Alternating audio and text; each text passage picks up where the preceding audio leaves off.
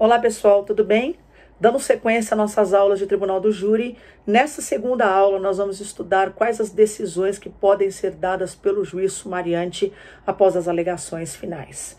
A primeira delas que nós vamos estudar é a impronúncia.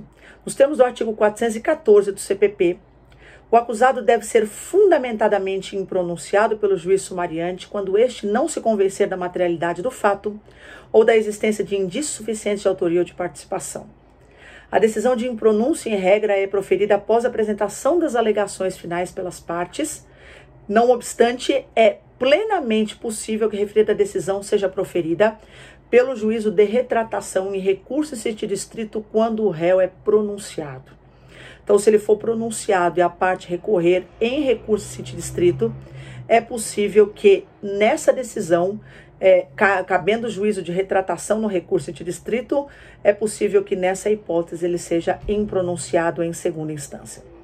Qual é a natureza jurídica da decisão de impronúncia? A decisão de impronúncia, reparem, eu não chamei de sentença, porque na verdade ela é tratada equivocadamente nos termos do artigo 416 do CPP como sentença, mas ela é uma decisão interlocutória mista terminativa. Por que decisão interlocutória? Porque não aprecia o mérito para dizer se o acusado é culpado ou inocente. Por que mista? Porque põe fim a uma fase procedimental. E por que terminativa? Porque acarreta a extinção do processo antes do final do procedimento. Então não há análise do mérito, então nós não podemos concluir outra coisa a não ser que ela só faz coisa julgada formal. Isso significa dizer que enquanto não houver extinção da punibilidade, poderá o Ministério Público formular nova peça acusatória se houver nova prova nos termos do artigo 414, parágrafo único do CPP. As provas novas podem surgir e aí o Ministério Público oferecer nova denúncia. As provas novas capazes de autorizar o oferecimento da denúncia ou de uma queixa subsidiária são aquelas que produzem alteração no panorama probatório dentro do qual foi concebida a decisão de impronúncia. De acordo com a doutrina, há duas espécies de provas novas. São as substancialmente novas, são aquelas que são inéditas, desconhecidas até então. Por exemplo, suponha-se que a arma do crime, que até então estava escondida, contendo a digital do autor do fato, que é o acusado, seja encontrada posteriormente. E as provas, letra B, formalmente novas, são as que já eram conhecidas e até mesmo foram utilizadas pelo Ministério Público quando do oferecimento da denúncia, mas que ganham uma nova versão, como, por exemplo, uma testemunha que já havia sido inquirida, mas ela altera o seu depoimento, daí dando subsídios para que o Ministério Público ofereça nova denúncia. Com a impronúncia, encerra-se a relação processual, constituindo uma verdadeira absolvição de instância. Caso surjam novas provas, haverá necessidade de outra peça acusatória a ser feita pelo Ministério Público nos termos do artigo 41 do CPP. Se houver uma infração conexa ao crime sujeito ao Tribunal do Júri, por exemplo, é possível que o réu pratique um homicídio e uma corrupção de menores. Se ele for impronunciado pelo homicídio, a infração conexa, o juiz não pode nada falar sobre a infração conexa. Por ocasião da decisão a ser proferida ao final da primeira fase do procedimento do júri, deve o magistrado se ater à imputação de crime doloso contra a vida. Se o juiz entender que não há prova da materialidade ou indício suficiente de autoria ou de participação em relação ao crime doloso contra a vida, impronunciando o acusado, deve remeter os autos com a infração conexa ao juiz que deve fazer o julgamento dessa infração conexa. Então, ele tem que se abster de falar sobre a infração conexa. Isso vai acontecer na impronúncia, na desclassificação e também na absolvição sumária. O que é despronúncia, gente? A despronúncia ocorre quando uma decisão anterior de pronúncia é transformada em impronúncia em virtude de interposição de recurso em sentido estrito. Então, o réu tinha sido pronunciado, recorreu-se e o tribunal impronunciou o réu, chamando isso de despronúncia. Isso está o recurso contra a pronúncia, o rese, está previsto no artigo 581, inciso 4º. Qual é o recurso cabível da impronúncia? Antes da reforma de 2008, o recurso cabível era o recurso em sentido estrito, tal qual era disposto hoje no inciso 4º do artigo 581 do CPP. Com a entrada em vigor da Lei 11.689 de 2008, o recurso cabível passou a ser de apelação. Então, nos termos do artigo 416 do CPP, contra a sentença de impronúncia ou de absolvição sumária, caberá o recurso de apelação. Aí a questão é, o Ministério Público tem interesse em recorrer e o assistente da acusação tem interesse em recorrer, eventual querelante tem interesse em recorrer e o acusado tem interesse em recorrer com o seu defensor? A doutrina entende que sim, porque a impronúncia ela faz coisa julgada formal. Se ela for coisa julgada formal, é possível que o processo seja reaberto com nova denúncia do Ministério Público.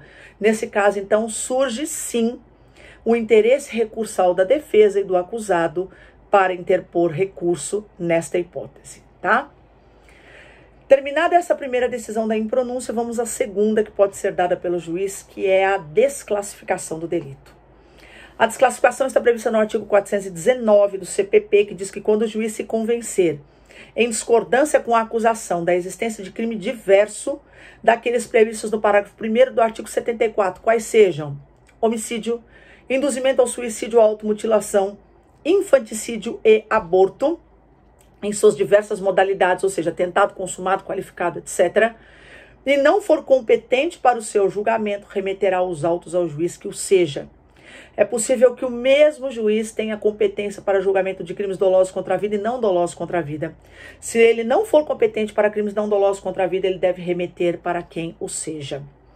Ao juiz sumariante é franqueada a possibilidade de dar ao fato capitulação diversa daquela constante da inicial, porque vigora no processo penal o princípio da livre dicção do direito, que é o jura novit curia, em atendimento ao brocardo, narra-me o fato e eu te darei o direito. Portanto, nesse caso, é possível que o juiz faça aplicação da emendatio libelli, tá certo? Que nos termos do artigo 383 e 418 e promova a desclassificação do delito. Assim, se o juiz concluir que o fato narrado na inicial não diz respeito a crime doloso contra a vida, deverá proceder à desclassificação. E esta desclassificação pode ser para crime mais grave. Por exemplo, o réu foi denunciado por homicídio e verifica-se no decorrer da instrução que não houve homicídio, mas que a morte tem nexo com a subtração. Então, nesse caso, o crime não será de homicídio, mas será de latrocínio. Daí, nesse caso, é possível ainda que seja uma infração mais grave, porque o latrocínio tem uma pena de 20 a 30 anos, é possível que se chame e que seja feita a desclassificação. Não confundam, por favor, desclassificação prevista no artigo 419 do CPP com desqualificação. A desqualificação ocorre quando o juiz sumariante ou o juízo adquém, em caso de recurso, né, no caso o juiz sumariante, ao pronunciar o réu ou em grau de recurso, o tribunal afastar uma qualificadora. A desqualificação não tem nada a ver com desclassificação. Desqualificação é feita na própria pronúncia. Em observância ao princípio do juiz natural, somente é cabível a exclusão das qualificadoras na sentença de pronúncia quando manifestamente improcedentes e descabidas, porquanto a decisão acerca da caracterização ou não de qualificadoras deve ficar a cargo do Conselho de Sentença. Então, só quando for patente as qualificadoras forem manifestamente improcedentes e descabidas é que é possível essa desqualificação na sentença de pronúncia ou em segunda instância pelo Tribunal de Justiça. Nova capitulação legal. Na decisão de desclassificação, a fim de evitar indevida antecipação do juízo de mérito, deve o juiz sumariante se abster de fixar a nova capitulação. Ou seja, ele deve deixar que a nova capitulação seja dada para o juiz para o qual ele enviou o processo. Basta que o magistrado aponte, por exemplo, na sentença de desclassificação, que não houve animus necandi, intenção de matar. Isso porque, gente, a tarefa de classificar o crime pertence ao juiz singular que recebeu os autos, a quem caberá o julgamento. Então, como aponta a doutrina, essa regra pode ser excepcionada, sim, quando se mostrar necessária a classificação, tendo em vista a competência. Então, é possível, por exemplo, que o juiz aponte que uma tentativa de homicídio não foi tentativa de homicídio, foi lesão de natureza leve. e aí nesse caso vai ter que remeter para o juizado especial. Mesmo nessa hipótese, a classificação operada é provisória e sem qualquer força vinculante, ou seja, o juiz pode entender que a lesão de natureza não foi de natureza leve, por exemplo. Qual o procedimento a ser observado pelo juiz singular que recebeu os autos no caso da desclassificação? A nova redação do artigo 419 do CPP silenciou quanto à oitiva da defesa, ou seja, nada disse quanto ao procedimento a ser observado perante o juiz singular que recebeu os autos da infração desclassificada. Diante do silêncio do artigo 419, que faz menção apenas à remessa dos autos, há quem entenda, doutrinadores, que o procedimento a ser observado passa a ser a aplicação dos artigos 383 e 384, que tratam da emendatio libelli, quando já está tudo narrado e o juiz não tem que mandar para o Ministério Público, o juiz faz uma emenda simplesmente, ou mutatio libelli, quando deve ser remetido ao Ministério Público para que este ofereça nova denúncia. Então, se o juiz singular que recebeu os autos verifica que houve mera alteração da capitulação do fato, mas ele já está narrado, ele já está descrito, sem qualquer modificação da imputação constante da denúncia, pode sentenciar imediatamente porque o acusado já terá exercido o seu direito de defesa. Por outro lado, se durante a instrução probatória contida na primeira fase do procedimento do júri, surgir prova de elementar ou circunstância não contida na denúncia, deve o Ministério Público aditar a denúncia ou a queixa no prazo de 5 dias, ouvindo-se em seguida o defensor. Uma vez admitido o aditamento, cada parte poderá rolar até 3 testemunhas, ficando o juiz na sentença adstrito aos termos do aditamento. Ao receber os autos, independentemente da hipótese de desclassificação, deve o juiz competente dar oportunidade às partes para que se manifestem e eventualmente requeiram produção de alguma prova se eles não estiverem contentes com a prova que foi colhida, em fiel observância ao princípio do contraditório e também ao princípio da ampla defesa, sendo vedado a ele, nesse caso, proferir sentença de imediato. Aliás, gente, feita a desclassificação, com remessa dos autos ao juiz competente, este, se não for o mesmo, se não for a competência geral, em regra, ele é obrigado a renovar a instrução do feito. Assim, obrigado, mas se as partes concordarem com a prova já colhida, não há necessidade de fazer essa renovação. Em caso de infração conexa, o que vai ter que fazer o juiz? O juiz que desclassifica nada fala sobre a infração conexa passa para a competência do juiz que receberá os autos, no caso de desclassificação. Isso acontece, eu repito para vocês, em pronúncia, na desclassificação e na absolvição sumária. Ele não se manifesta contra a infração conexa. Qual é o recurso cabível? O recurso não sofreu qualquer alteração, continua sendo recurso em sentido estrito, nos termos do artigo 581, inciso 2 do CPP. Terminada esta segunda decisão que pode ser proferida pelo juiz em pronúncia, nós estudamos a desclassificação, a terceira será agora a absolvição sumária. Com a entrada em vigor da lei de 2008, lei 11.689, houve uma ampliação nas hipóteses de cabimento da absolvição sumária. Então, além das excludentes da ilicitude e da culpabilidade, que estão no artigo 415, inciso 4º, que continuam autorizando a absolvição sumária, agora nos termos do artigo 415, o juiz sumariante deverá, fundamentadamente, absolver o acusado quando, inciso 1, provada a inexistência do fato. Inciso 2, provado não ser ele o autor ou partícipe do fato. Inciso 3, o fato não constituir infração penal. Inciso 4, demonstrar a causa de isenção de pena ou excludente do crime. Então, provada a inexistência do fato, provado não ser ele o autor ou partícipe do fato, o fato não constituir infração penal, ou seja, reconhecida a atipicidade formal ou material da conduta, e, por fim, demonstrada a causa de isenção de pena ou de exclusão do crime. O acusado deve ser, então, absolvido sumariamente quando o juiz estiver convencido de que o crime foi praticado ao amparo de legítima defesa, estado de necessidade, estrito cumprimento do dever legal, exercício secular do direito. Tá? Então, essas são as hipóteses que autorizam a absolvição sumária no CPP, artigo 415. E o caso do inimputável previsto no artigo 26 caput do CPP, do Código Penal, perdão, gente. O que fazer com o inimputável? No âmbito do procedimento comum ordinário, não é cabível a absolvição sumária do inimputável nos termos do artigo 26 caput. Isso está no artigo 397, inciso 2 do Código de Processo Penal. No âmbito do procedimento do júri, a situação do inimputável é diferente. Porque nos termos do artigo 415, parágrafo único do CPP, não é possível a absolvição sumária do inimputável, salvo quando esta for a única tese defensiva. Então, se a inimputabilidade não for a única tese defensiva, não é possível a absolvição sumária, aqui chamada de absolvição sumária imprópria.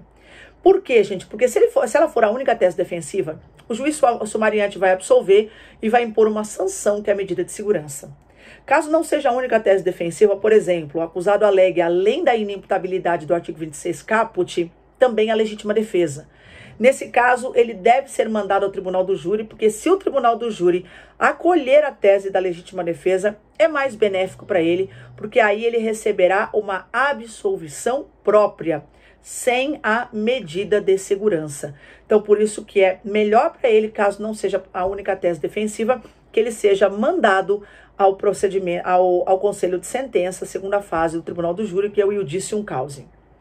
Então, a inimputabilidade, ela só autoriza a absolvição sumária desde que seja a única tese defensiva.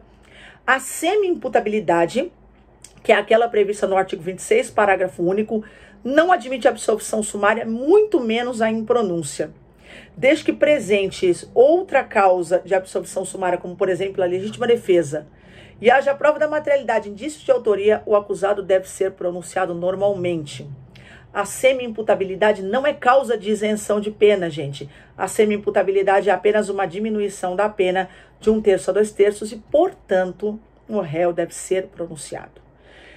Para que o juiz absolva sumariamente, é preciso que ele tenha um juízo de certeza.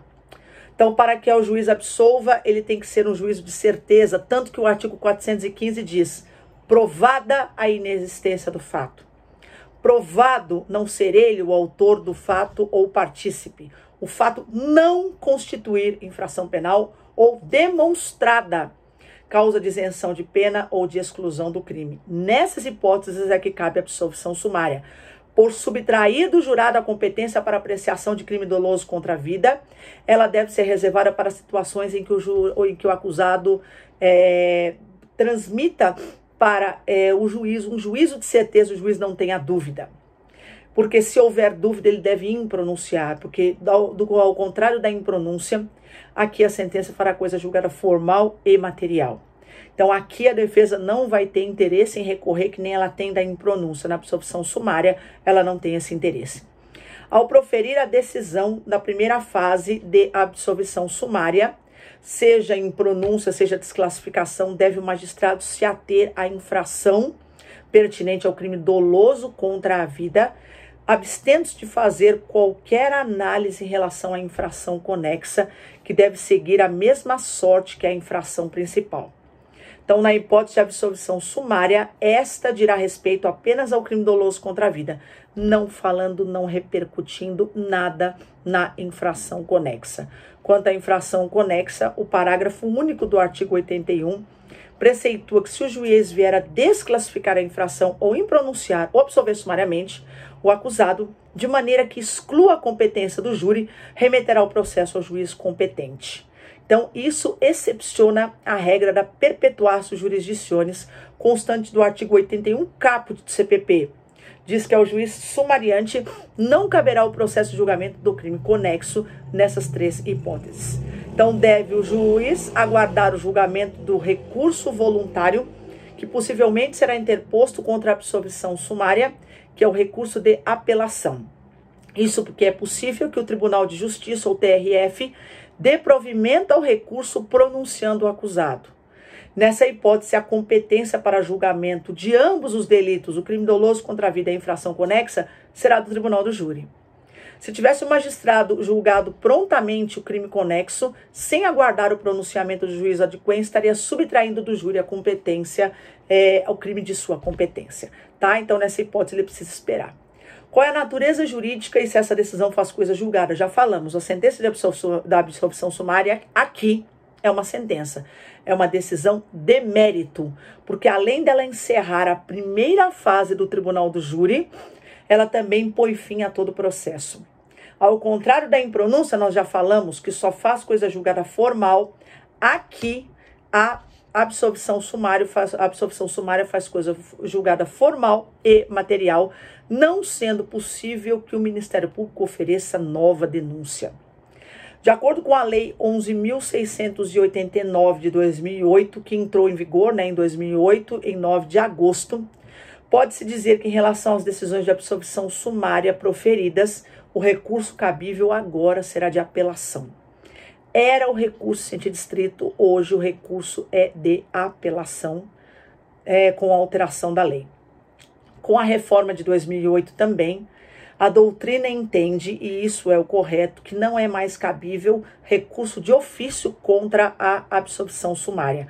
Porque antes da alteração legislativa, quando o juiz ele absolvia sumariamente o réu, ele mandava, chamava-se recurso de distrito, porque ele mesmo mandava para a segunda instância sem que precisasse nenhuma parte se pronunciar.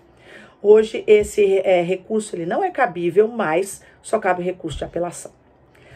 E por fim, a última decisão, que é a decisão de pronúncia. A decisão de pronúncia encerra um juízo de admissibilidade da acusação de crime doloso contra a vida, permitindo o julgamento pelo tribunal do júri apenas quando houver alguma viabilidade de haver a condenação do acusado. Sobre ela dispõe o artigo 413, caput do CPP, que, estando convencido o juiz da materialidade do fato e da existência de indício suficiente de autoria de participação, o juiz sumariante deve pronunciar o acusado de forma fundamentadamente. Assim, se o juiz sumariante estiver convencido da existência do crime e da presença de indício suficiente de autoria, deve pronunciar o acusado fundamentadamente, mandando-o para a segunda fase, que é o iudicium causa. Essa decisão ela também encerra o iudicium accusationis, mas abre a segunda fase do tribunal do júri. Só esta decisão. Restringe-se então a verificação da presença do fumus boni iuris, admitindo todas as acusações que tenham ao menos probabilidade de procedência. Essa decisão é proferida após a apresentação das alegações finais, ao final da primeira fase, que é o iudicium accusationis. É possível que a referida decisão seja proferida em sede de juízo de retratação, de recurso em sentido estrito interposto contra a desclassificação, ou por meio de decisão do tribunal, ao apreciar recurso contra a impronúncia ou contra a absolvição sumária. Nesse caso, em relação à decisão que pronuncia o acusado em sede de juízo de retratação, de recurso em sentido estrito interposto contra a decisão de desclassificação, cabe recurso em sentido estrito mediante simples petição, com dispensa de novas razões, subindo aos autos para reexame pelo tribunal, nos termos do artigo 589, parágrafo único do CPP. Quais são os pressupostos, gente, para que o juiz profira a decisão de pronúncia? Estão no artigo 413, a gente já falou. São os indícios suficientes de autoria e a prova da materialidade do fato. Então, para que o juiz profira a decisão de pronúncia, ele tem que ter esses dois pressupostos. Qual é a natureza jurídica desta decisão? Ela é uma decisão interlocutória mista, não terminativa. Interlocutória porque não julga o mérito, não condena nem absolve. Mista porque põe fim a uma fase procedimental e não terminativa porque não encerra o processo, manda o réu para a nova fase do tribunal do júri. Como a pronúncia encerra um mero juízo de admissibilidade, que a gente chama de juízo de prelibação, cuja finalidade é submeter o acusado a julgamento perante o tribunal do júri, tem natureza processual, não produzindo coisa julgada. E sim, ela não produz coisa julgada, mas ela produz uma preclusão, chamada preclusão pro judicato, podendo o conselho de sentença decidir contrariamente àquilo que estava dentro da pronúncia. Ou seja, o conselho de sentença pode absolver o réu. Então, há um equívoco na redação do artigo 428 do CPP, que faz menção ao trânsito em julgado da sentença de pronúncia. A sentença de pronúncia não transita em julgado, ela faz preclusão.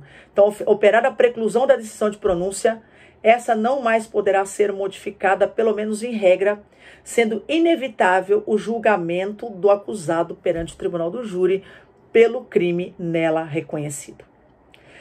Regra probatória, dizem que aqui na pronúncia vigora o princípio do indubio pro societate e não indubio pro réu.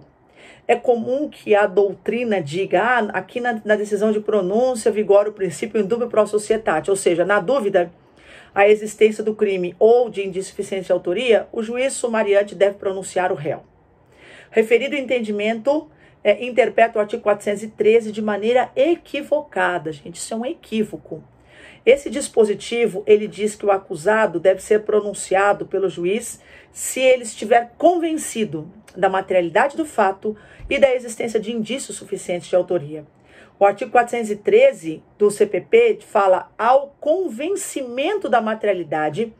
Então, disso decorre que, em razão da materialidade, deve haver prova plena da ocorrência da materialidade, ou seja, deve o juiz ter certeza de que ocorreu um crime doloso contra a vida. Se ele não tiver essa certeza, ele não pode pronunciar. Então, gente, é inadmissível que o réu seja pronunciado quando o juiz tiver dúvida em relação à existência do fato, sendo descabida a invocação, portanto, do princípio do indubio pro societate, ou seja, na dúvida quanto à existência do crime. Não existe dúvida, ele tem que ter a certeza. Se houver dúvida, ele vai impronunciar o acusado. Então, quando a lei impõe a presença de indícios também suficientes de autoria, de modo algum, ela também está dizendo que o juiz deve pronunciar quando tiver dúvida acerca da concorrência do réu com relação à infração penal como autor ou como partícipe. Ao fazer uso da expressão indícios, o legislador quis dizer a prova semiplena, ou seja, aquela prova de valor mais tênue, de menos valor persuasivo. Tá? Portanto, essa afirmação ela é falsa. Ele tem que ter a certeza da prova, da materialidade do crime, e existência, pelo menos, de indícios que é a prova semiplena de autoria ou de participação. Fundamentação e eloquência acusatória. Então, existe uma necessidade de fundamentação da decisão de pronúncia? Existe, sob pena de nulidade. Está no artigo 93, inciso 9. Deve o juiz sumariante ou os desembargadores no julgamento de eventual recurso ter extrema cautela para que o faça a pronúncia nos moldes, para que ele não faça, na verdade, nos moldes de uma sentença condenatória. Deve o magistrado se limitar a aprontar a prova da existência do crime e de indícios de autoria. Ele não pode ter excesso de linguagem. Essa é a eloquência acusatória. Então, valendo-se, o juiz deve valer-se de termos sóbrios e comedidos para que não haja uma indevida influência no ânimo dos jurados. Se ele falar, eu tenho certeza da existência do crime, eu tenho certeza que foi o acusado que cometeu, isso vai influenciar negativamente. Lembrando que a gente não tem mais o libelo, que iniciava o procedimento da segunda fase, que era uma peça apresentada pelo Ministério Público, e a defesa teria que apresentar uma outra peça que se chamava contrariedade ao libelo. Hoje, o que inicia a segunda fase é a pronúncia. Se houver excesso de linguagem nessa pronúncia, isso estará influenciando os jurados. Então, não é possível que o juiz faça isso. Como eles são facilmente influenciados a partir do momento em que percebem qual é a opinião do juiz presidente acerca do caso, é desconcluir que fere o princípio da soberania dos vereditos a afirmação de forma peremptória do magistrado que diz na pronúncia, por exemplo, que está plenamente convencido da autoria do delito. Então, ele não pode fazer isso, tá? É inadmissível a pronúncia cuja fundamentação extrapola a demonstração de concorrência dos seus pressupostos legais, que é o artigo 413, caput do CPP. Então, não pode ter o excesso de linguagem. Isso se chama eloquência probatória. Eloquência acusatória e não eloquência probatória. Emendasse mutatio libelli. Nós já nos referimos ao artigo 383, que fala da emendatio libelli. Então, o que diz o artigo 383? O juiz, sem modificar a descrição do fato contido na denúncia ou na queixa, poderá atribuir-lhe uma definição jurídica diversa, ainda que, em consequência, tenha que aplicar uma pena mais grave. No âmbito do procedimento do júri, jamais houve controvérsia quanto à possibilidade de aplicação da emendatio libelli no momento da pronúncia, Mesmo antes do advento da lei de 2008, o artigo 408, parágrafo 4º, já tratava do assunto. Com a reforma, o artigo 418 passou a prever o assunto, dizendo que o juiz poderá dar ao fato definição jurídica diversa da constante da acusação, embora o acusado fique sujeito à pena mais grave. Então, como se percebe, cuida o dispositivo da emendatio libelli de modo semelhante ao artigo 383 do CPP. Então, exemplificando, suponha-se que o Ministério Público ofereça uma denúncia em face de determinada mulher imputando-lhe o crime de infanticídio, né? Sob a influência do estado puerperal. Ao proferir a decisão de pronúncia, todavia, ou melhor, ele descreve o infanticídio e capitula como homicídio. E o juiz, ao proferir a decisão de pronúncia, ao invés de ele pronunciar o réu pelo infanticídio, ele pronuncia pelo homicídio, perdão, ele pronuncia pelo infanticídio. Então, descreve-se lá que a mãe matou a criança sob a influência do estado puerperal durante o parto ou logo após. Ante o exposto, denuncia o réu nos termos do artigo 121. E aí o juiz, durante a instrução, percebe isso, o fato está narrado, que é o infanticídio, só que está capitulado de forma errônea. Nesse caso, poderá o juiz, então, pronunciar o réu pelo crime de infanticídio, que é o que está descrito, muito embora capitulado de forma errada. E isso se deve ao fato de ter vigorar o brocado, narra-me o fato, eu te darei o direito, e o juiz conhece o direito. Já a mutatio libelli está prevista no artigo 384 do CPP, que ocorre quando no curso da instrução surgir prova de elementar ou circunstância não contida na denúncia. Então, o Ministério Público, nesse caso, deve fazer um aditamento à denúncia, permitindo o exercício do contraditório e da ampla defesa. Com a entrada em vigor da lei de 2008, deixou de haver qualquer controvérsia em torno do assunto. O artigo 411, parágrafo 3º, dispõe expressamente que, encerrada a instrução, observar-se-á o disposto no artigo 384 do CPP. Para a gente terminar e para eu dar um exemplo para vocês. Suponha-se que num processo pela prática de homicídio simples, venha a se descobrir durante a instrução a prova de alguma qualificadora.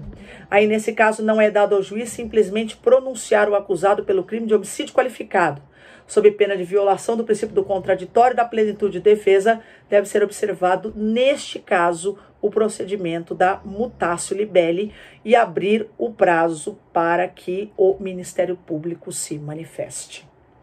Conteúdo da pronúncia, a gente já falou, a fundamentação, né? Na verdade, a gente falou não do conteúdo, mas dos pressupostos.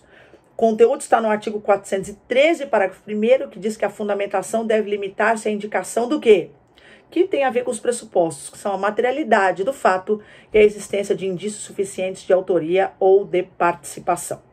Tá? Então, é necessário que o juiz comprove isso sem que vá muito a fundo com relação, para que não influencie, na verdade, no que os jurados vão julgar, porque se eles receberem uma pronúncia onde o juiz se manifesta que realmente está convencido da autoria ou da participação, é muito possível que eles, ao fazer o julgamento do acusado perante o tribunal do júri, eles já venham a condenar o acusado, tá? Então, ela deve se ater a isso. Que mais que a gente pode falar aqui com relação à não inclusão de uma qualificadora ou causa de aumento de pena implica no julgamento do acusado apenas por homicídio simples. Então, se houver qualificadoras causas de aumento de pena, elas devem constar da pronúncia, tá? É indispensável que o juiz faça a classificação do delito indicando apenas o que o fato se subsume, como também causas qualificadoras e causas de aumento de pena. A não inclusão de uma qualificadora, por exemplo, motivo fútil, motivo torpe ou causa de aumento de pena do artigo 121, parágrafo 4º, implica no julgamento do acusado apenas por homicídio simples, já que os quesitos serão elaborados levando-se em conta os termos da pronúncia que hoje substitui o antigo libelo, que não existe mais. Em se tratando de homicídio simples, deve o magistrado fazer menção ao artigo 121 caput. Tá? Então, além disso, não basta ele apontar a qualificadora, por exemplo, do motivo fútil. Ele é necessário que ele descreva qual é o motivo fútil que levou o acusado a praticar o delito. E as causas de aumento também devem constar da pronúncia. É vedado ao juiz pronunciar o acusado reconhecendo causas de diminuição de pena salvo a hipótese da tentativa. Então, qualificadoras, causas de aumento devem constar, causas de diminuição não, salvo a hipótese da tentativa que integra o tipo penal. Lembrem-se que a tentativa é uma norma de extensão temporal que complementa o tipo penal. Toda vez que eu tenho um crime tentado, eu não tenho uma adequação imediata do fato. Eu preciso dessa norma de extensão e a tentativa é exatamente essa norma de extensão. Existem outras normas de extensão também no Código Penal e para que a aula não fique demasiadamente grande, a gente continua no próximo bloco falando sobre o conteúdo da pronúncia, a gente termina a pronúncia e continua o nosso estudo e aí na próxima aula eu inicio falando sobre as normas de extensão além da tentativa. Obrigada e até o próximo bloco.